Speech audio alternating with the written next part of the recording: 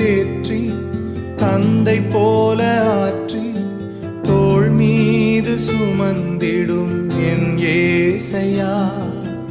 உம்மை போல புரிந்து கொள்ள யாரும் இல்லையே, உம்மை போல அரவணைக்க யாரும் இல்லையே, உம்மை போல புரிந்து கொள்ள யாரும் இல்லையே, உம்மை போல அரவணைக்க யாரும் இல்லையே. நீர் போதும் என் வாழ்விலே ஏசையா, நீர் போதும் என் வாழ்விலே,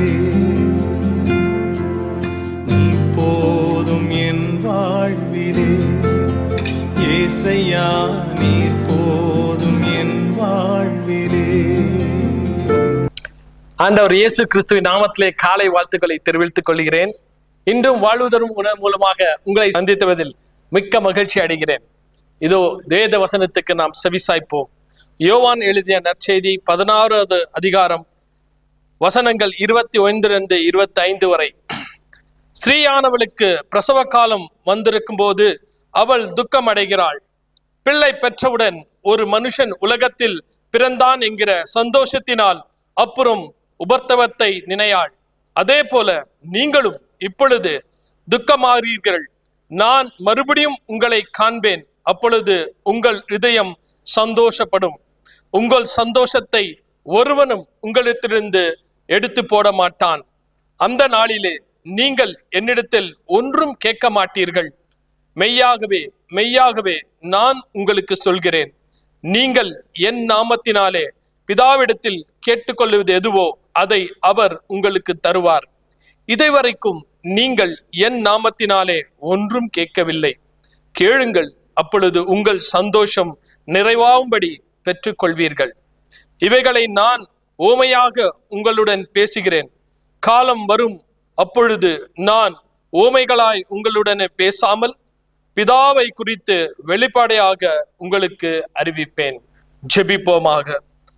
அன்பான தகப்பனே, இதோ இந்த காலை வேளை ராஜா ஒரு வார்த்தைகளை கேட்டுக்கொண்டிருக்கிற ஒவ்வொருவருக்காக ஜெபிக்கிறேன் ஆண்டவரே. இதோ இப்பொழுது கேளுங்கள், கேளுங்கள், என் நாமத்தில் நீங்கள் கேட்கும்போது அதை நான் நிச்சயமாக உங்களுக்கு தருவேன் என்று அந்த நிச்சய வார்த்தை எங்களுக்கு கொடுத்திருக்கிற ஆண்டவரே.